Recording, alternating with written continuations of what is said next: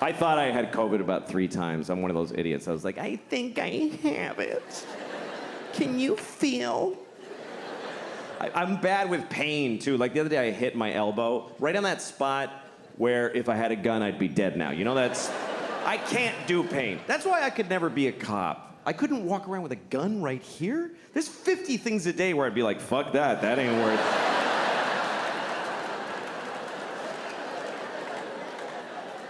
That's my main problem, by the way, with the whole defund the police idea. What about people that want to commit suicide by cop? What about them? Anyway, we'll put a pin in that, but... We had a lot of protests in New York, and now we have protesters that just live here. They're not at a protest, they're just here. I saw a protester in Washington Square Park. She had green hair and dirty legs. And she's holding a little piece of cardboard, and it's with a Sharpie. It said, "Abolish billionaires." And she's just standing there. And I thought, I don't think that's gonna do it. It doesn't feel like that's gonna result in Jeff Bezos going, what's happening to me? Sadly, it's gonna be okay for him. I thought it was good how young people got out there and they expressed themselves. They went out there to solve a lot of problems. Not all of the problems, but some of them. They went out there to stop discrimination. Not all discrimination, just some of it, which is a weird form of discrimination. But there are groups that are discriminated against who don't have any protesters or any people working for them. And we all discriminate against these people, like ugly people. Everybody discriminates against ugly people. They do, and it's awful. I mean, I'd rather be discriminated against for my race than for being ugly. Because you might not lose a job or a promotion, but nobody kisses you on the lips like your whole fucking life. Like, try that. This is what we say to ugly people. We don't like your face. We just don't like it. So no one's gonna fall in love with you, and it's unanimous. Sorry.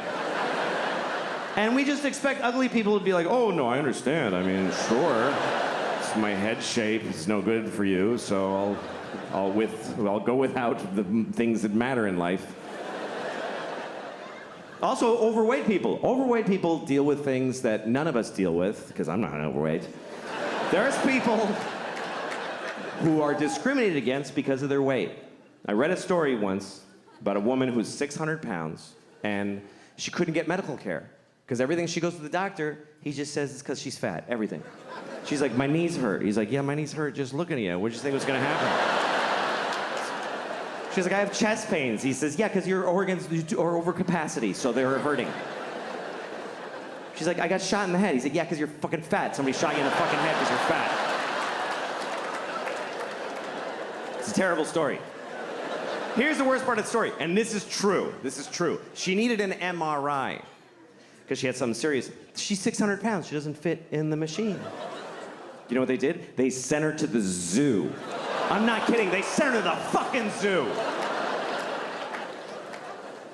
That's what we do for fat people who need an MRI. Hey, here's your prescription. Go to the zoo. Yeah, that's where you should go. You should go to the zoo. By the way, you know how many fat people we have in this country? About 600 trillion billion thousands of them. You know how many trans people there are? About 38. But if you're trans and you need a restroom and it's awkward, we'll change every restroom. But if you're fat and you need an MRI, you go to the zoo, you fat bitch. Just go to the zoo. You go experience that today. What happens when she gets to the zoo? What actually fucking happens when she arrives at the zoo?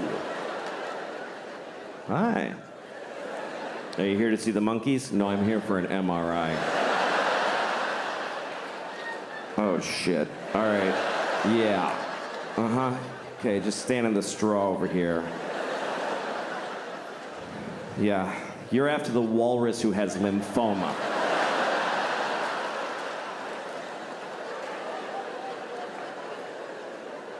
By the way, why is there an MRI machine at the fucking zoo? Who was developing that instead of a fat human being MRI? Who's paying for this shit? You don't give an elephant a fucking magnetic resonance image test. What are you, fucking high? That's obscene. If an elephant is sick, you just listen. You do this thing.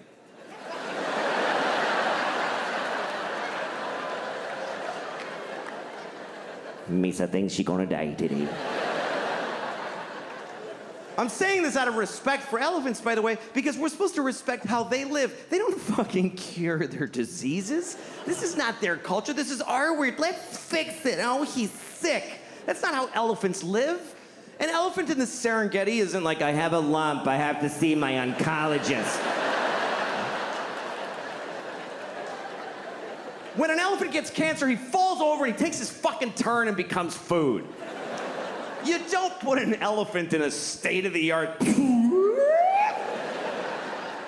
What if you find cancer? What, are you gonna give him chemotherapy? The skinny elephant with a pink baseball hat?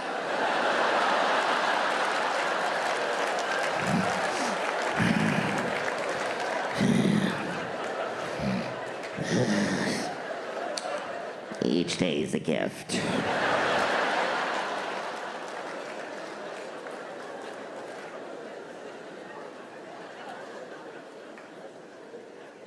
I love animals, I do. I do. We have a weird relationship to animals. We name them and we play with them, and we kill them and we eat them, and we stuff them, and we draw them. I have a dog. I love my dog, but I don't know my dog. We've never had a conversation, not one time. I talk and she just hears She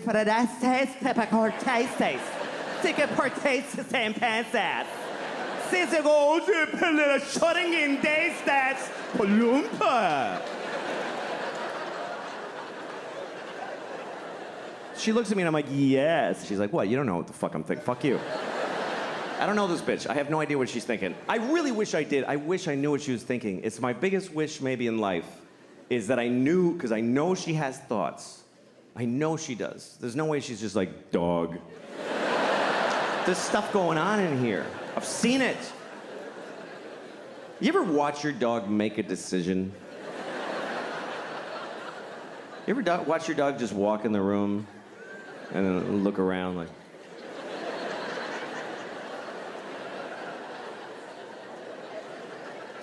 Yeah, I'm gonna go over here. Why? Please tell me why. I think my dog thinks I'm insane. Because I look at my life through her eyes. Like, I'll watch TV for 4 hours. And from my dog's point of view, I'm just sitting there.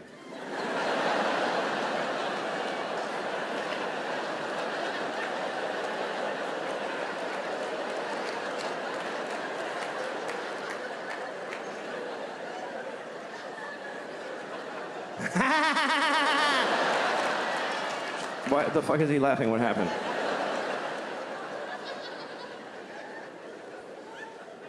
My dog is my life now because my kids are grown up. My kids are in college and they're all, you know, I'm an empty nester. That's what you call it when your kids are gone, because they grew up, not if they're dead. It's not used that way. My daughter died of leukemia. Hey, you're an empty nester.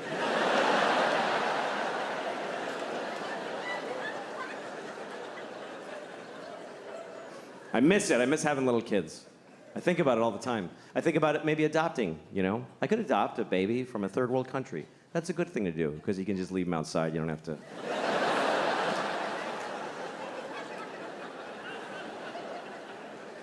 You know, it's interesting. We've been adopting babies from other countries in America for a long time. You know, other countries do it too, but I live here, so I'll talk about that. But it's an interesting thing. It's not a biological imperative to go get a baby from thousands of miles away, but we've been doing that in large numbers here for a long time.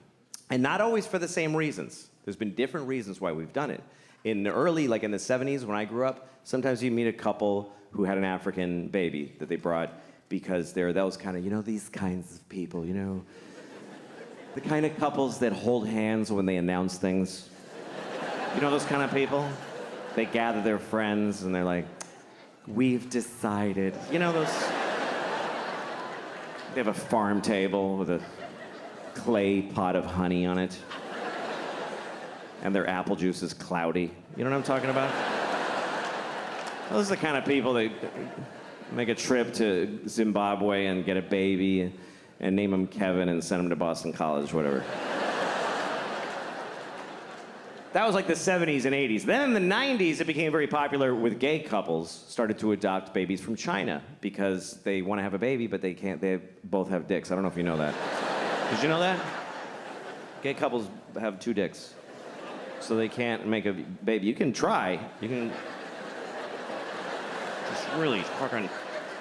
You could try to come into one dick with the other. Like, if you line up the dick holes, and you can come and the sperm goes up this dick and down that one. And then the sperm gets to the balls and they're like, wait, what the fuck? Did we turn around? Because we're in the balls again.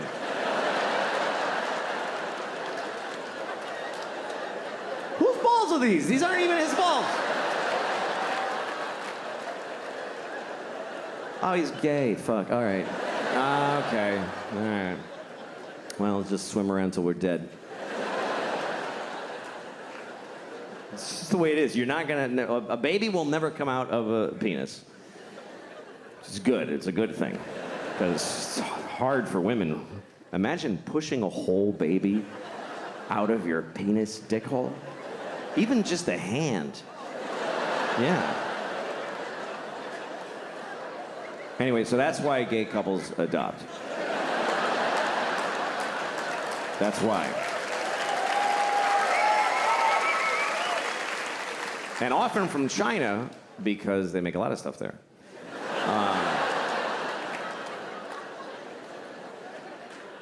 So that was that. That was the gay couples were adopting Chinese babies because they couldn't have babies. And then a lot of other couples started doing it more around the turn of the century. I used to live in Hollywood, which is a pretty awful place. And everybody there gets Chinese babies. It's very popular. They go and it's not because they can't have babies, and it's not because they're trying to help somebody from far away. It's because they're just busy. They're busy. They want to have a baby, but they don't want to have a baby. You know what I mean? That thing where you can't have your baby and eat it too, or whatever. I don't know how that works. They don't want to get pregnant, is the point. So they go to China. They don't even go to China. They go to the airport, and somebody from China meets them, gives them a baby. It's true. They just take it home, and then they get a Jamaican nanny to watch their Chinese baby. And they go to cocktail parties. We have a Chinese baby. It's amazing. And meanwhile, the Chinese baby and the Jamaican nanny are just alone looking at each other like, what are we doing? What is it? What is this? Why can't either of us see our families? Why? What the fuck is the point of this?